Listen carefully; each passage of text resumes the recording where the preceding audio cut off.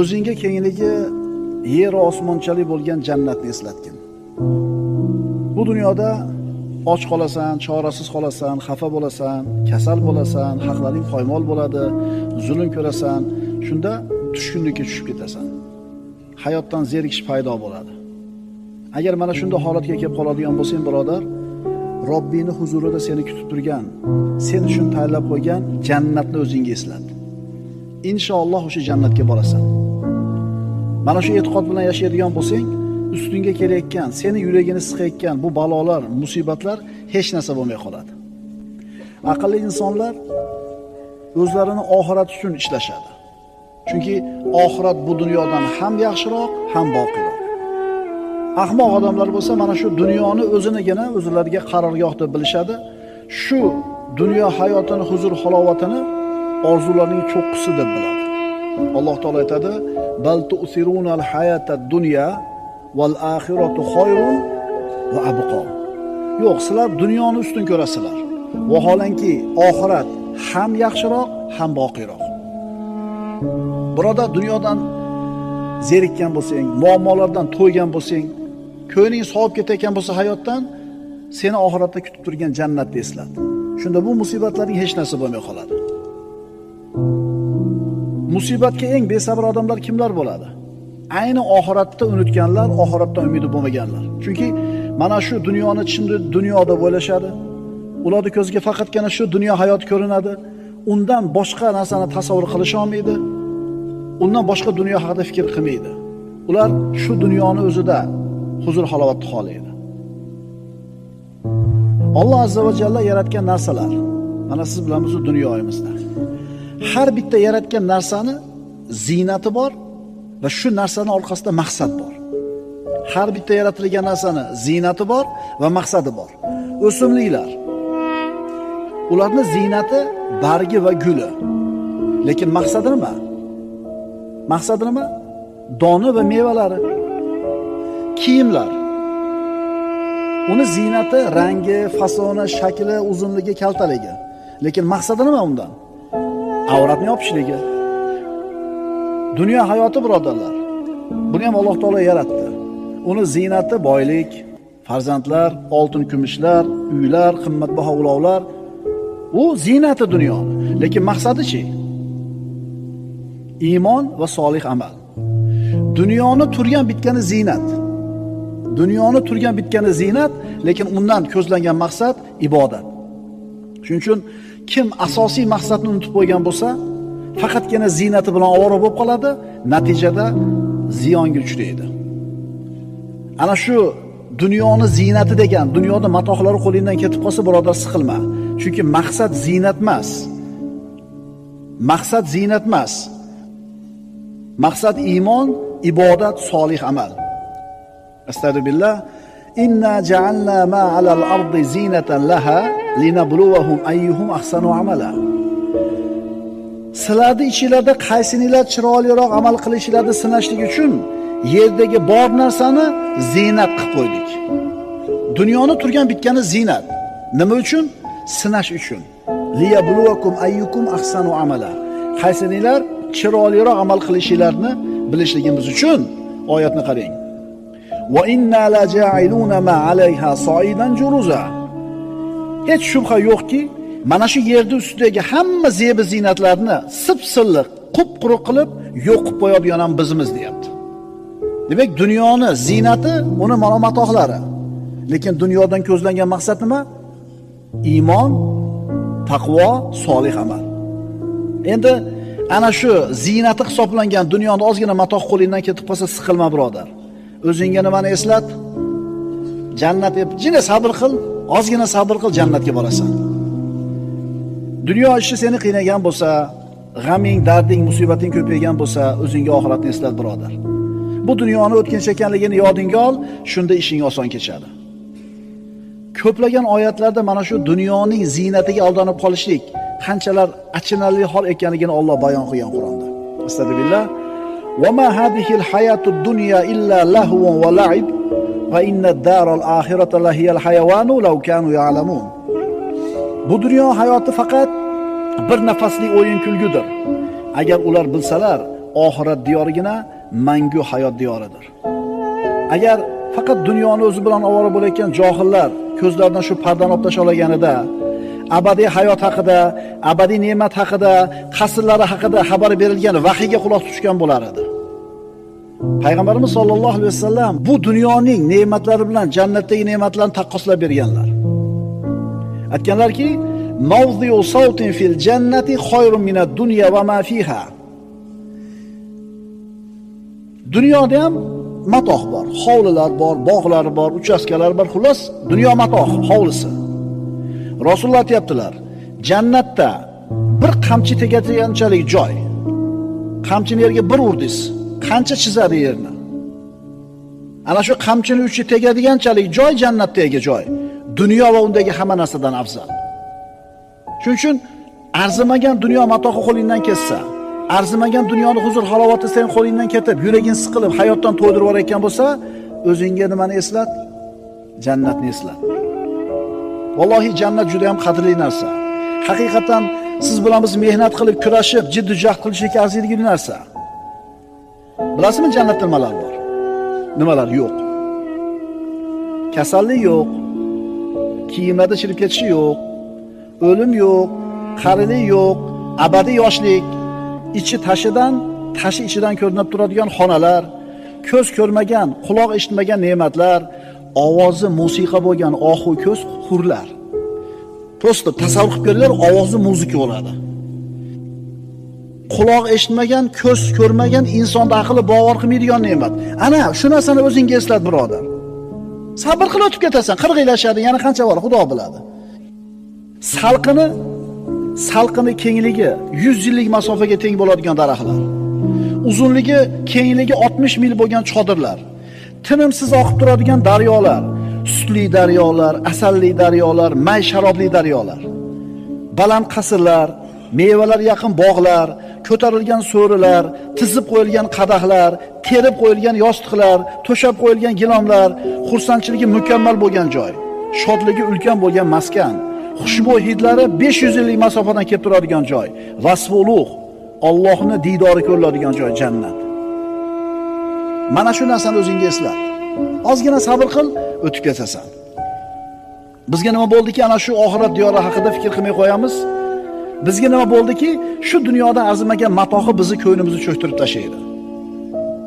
Birodar, hayotdan zerikkan bo'lsang, g'amlar to'yg'izgan bo'lsa, joningdan to'yib ketib doddaga kelayotgan bo'lsa, o'zingga jannatni eslat. Endi Alloh taoloning huzuridagi ne'matlar. Birodarlar, u ne'matlarning sanog'i yo'q, miqdorining chegarasi yo'q. Abadiy yoshlik, abadiy sog'lik, abadiy qasrlar, bog'lar nihoyasi yo'q. Rosa puling ko'paydi, 60 ga kirganingda, 50 ga kirganingda. Hamma yo'qing bor, uje qarisan uje sen. Pakrishkani yangisini qo'yganing bilan qo'lsa o'tirgan, hadavoy to'kilgan, faralar xira, yog'yapti karobka, stuk bor motorda, to'rtta pakrishkani yangi qo'yganing bilan o'zing tugading-ku.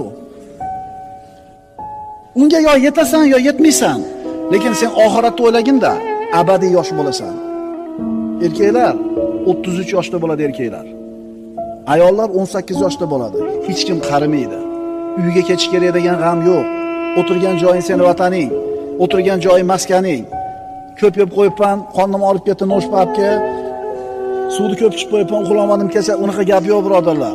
Shuning uchun dunyodan zerikib, hayot seni siqib to'yg'izgan bo'lsa, o'zingga shu jannatni eslatgan. Aqlingni ishlatib ko'r birodar, fikr qil. Qaysi hovli uchun ishlashlik to'g'ri bo'ladi? Qaysi hovlini g'amini qilishlik to'g'ri bo'ladi? O'zingga jannatni eslat. Hayotdagi musibatlar seni uchun yengil bo'lib qoladi.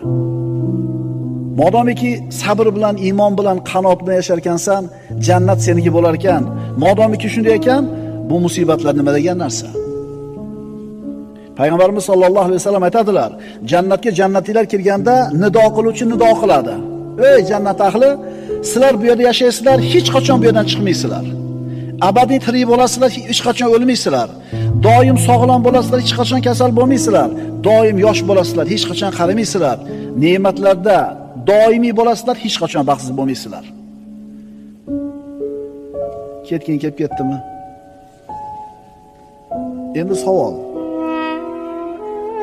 Kirammikin men jannatga? Ha, bu xavotir yaxshi xavotir. Chunki bu qo'rquv bo'lishligi kerak. Mo'min odam Allohning rahmatidan umid, azobidan qo'rquv degan ikkita qanot o'rtasida turadi, keyin mo'tadil ketadi. Jannatga kirammikinman? Men ham o'tarmikinman? Amallarim kifoya qilarmikin? Bu qo'rqishlik, bu tabiiy hol. Bu umid, qo'rquv bo'lishligi kerak. Nabiy sallallohu alayhi vasallam bir yosh yigitni o'lim arafasida kasal bo'layotganini kirib ko'rdilar. Ahvoling qanday bo'lyapti? Kayfa tajiduk deganida, ya Rasululloh, Allohning azobidan qo'rqyapman, lekin rahmatidan umid ham qilyapman dedi. Payg'ambarimiz aytdilar, kimning dunyodan chiqib ketayotgan holatida Allohning azobidan qo'rqishi va rahmatidan umid qilishi bor bo'ladigan bo'lsa, shu ikki narsa jamlansa, Alloh qo'rqqanidan panoh berib, umid qilgan narsasi yetkazadi dedi. Kelasan inshaalloh birodar. Dunyoda iymon bilan o'tgin, qo'lingdan kelgan solih amallarni qilgin, kalima bilan chiqib olgin, inshaalloh jannatga kirasan. Ana shu jannatga kirishingni o'zingga eslatgin. Dunyo mushkulalari, muammolari seni siqib o'ldirmaydi. Alaloqibat Robbil alaminning mehmonxonasiga, jannatga kirar ekansan, bu mashaqqatlar unutilib ketadi. Kambag'allikdan, kamchilikdan, tinkasi qurigan, musibatlarga uchrab ezilib ketgan banda o'zingga shu jannatni eslatgin.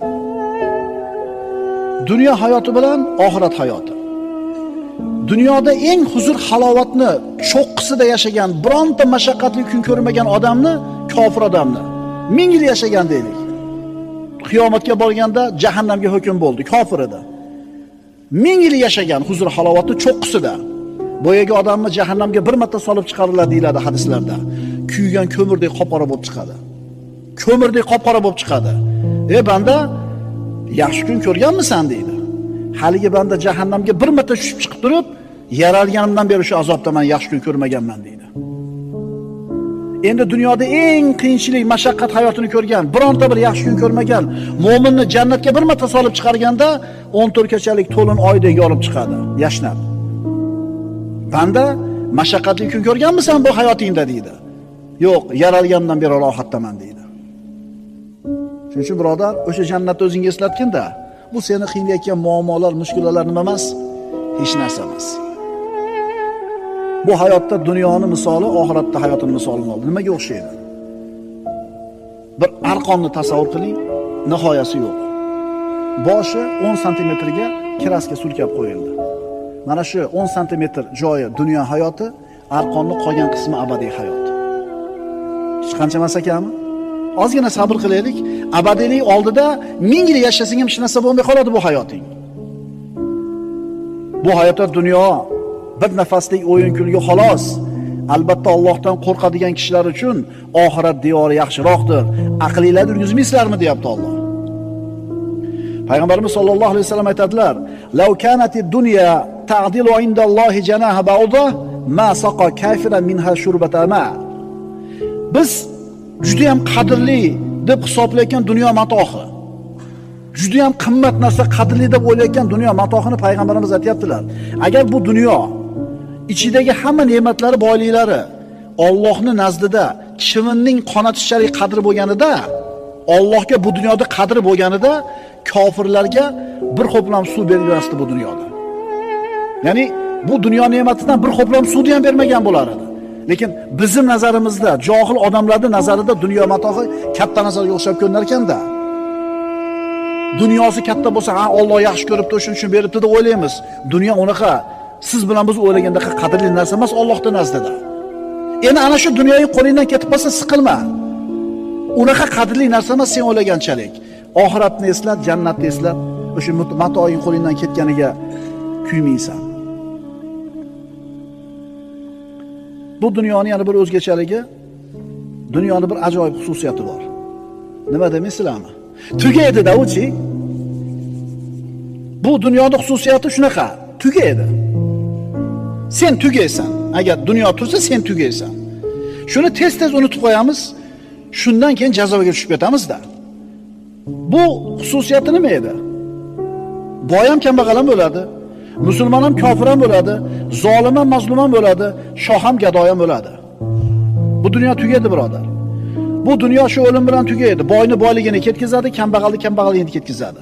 zolimni zulmini ketkazadi, mazlumni mashaqqatiga chek qo'yadi. Huzur halovatdagi kayf safoda yashayotgan odamni mana shu narsalarni olib ketadi. Shuning uchun tez-tez o'zingga o'limni eslatib tur. Undan keyin sen boradigan, inshaalloh sen boradigan jannatni o'zingga eslat. Birodar, bir kun tug'ilding, bir kun ketasan. Seni hayoting safar. Tug'ilish degan bekatdan boshlandi safaring. Qabr degan bekat bilan tugaydi. Endi shu ikkala bekatni orasida qaysi o'rindasan? O'rtaroqdamisan yo oxirroqdamisan? Uni bilmaysan. Boshidamisan, o'rtamizdan xabaring yo'q. Buni faqat Alloh biladi. Eng yomoni nima? Ana shu arzimagan dunyo matohi ketganiga siqilib, ustingizga dunyo mashaqqat kelganda siqilib, bo'g'ilib, o'limni esdan chiqarib turgan paytingizda to'satdan o'lim kelib qolishi eng xatarli narsa. Eng yomon narsa shu. Bir solih kishi aytadi, agar menga bugun kechki paytga borib o'lasan desa, amalimga hech narsa qo'sha olmayman deydi. Nima degani bu? Agar kech payt o'lasan desa, amalimga hech narsani qo'sha olmayman men deyapti. Nima degani bu? Chunki amalini imkon darajasida qilib yuribdi, qo'sha olmaydi. U tayyor o'limga. Hozir desa ham ketaveradi u. Biz u ertaga bir hafta yashaysiz desa, hamma ish tashlab ibodatga kirishamiz. Chunki amallarimiz ozda. Birodalar, o'lim faqatgina jasad hayotining oxiri. Jasadimiz hayotining xotimasi, ammo abadiy hayotning muqaddimasi. Shuning uchun birodar, o'zingga tez-tez oxiratni, kengligi osmonlar yerdan keng bo'lgan jannatni eslatib tur. Bizni boradigan joyimiz o'sha, inshaalloh. Jannatga kiramanmi, kirmayman, birodar? Robbing haqida yaxshi gumonda bo'l. Jannatga kirasan inshaalloh. Shafaat bor. Payg'ambar sollallohu alayhi vasallamning shafaatlari bor. Bir banda mo'min dunyoda iymon bilan o'tgan, lekin gunohlari ko'p. Do'zaxga hukm qilindi. Do'zaxga olib kirib ketayotganda, do'zaxni eshigidan o'tib ketayotib turib, ostonasiga borib, kirib ketayotib turib, orqaga bir o'girib qo'yiladi deyiladi.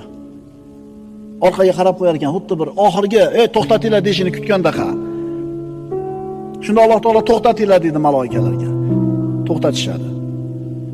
Ey banda, nimaga orqaga qarading? Parvardigor, sen haqingda meni gumonim bunaqa emas edi. Seni bunaqa qiladi deb o'ylagan emasman men. Nima deb o'ylagansan? Ha, meni kechirib jannatga kirgizadi deb o'ylaganman deganda to'xtatinglar, kirgizinglar jannatga buni deydi. Kirasan inshaalloh jannatga. Faqat iymon bilan yasha, iymon bilan o't. O'zingga jannatni eslat. Dunyoda mushkulalarni unutishing juda ham oson bo'ladi. O'limdan hech kim qocha olmaydi. O'lim hech kimni tan olmaydi. Hech kimga fursat bermaydi. Namrud zo'r hayot kechirdi. Oqibati nima bo'ldi? Namrud yer yuzidagi eng katta podshohlardan bo'lgan. Ibrohim alayhisalom davridagi kofir podshoh. Qani hozir u? Ketdi. Firavun o'zining zamonasidagi eng qudratli podshohlardan. Dunyoviy maishati zo'r bo'lgan Firavunni. Oqibati nima bo'ldi? Shuning uchun birodar, jannatga kirishlik uchun amal qilib qol. Robbingga qo'shni bo'lish uchun amal qilib qol. Salamun alaykum bima sabartum fa ni'ma uqbaddar. Jannatga kirganda maloikalar aytadi, sabr toqat qilib o'tganlaringiz sababli mana shu maskan jannatda sizlarga tinchlik, osoyishtalik bo'lgay va bu naqadar yaxshi diyordir.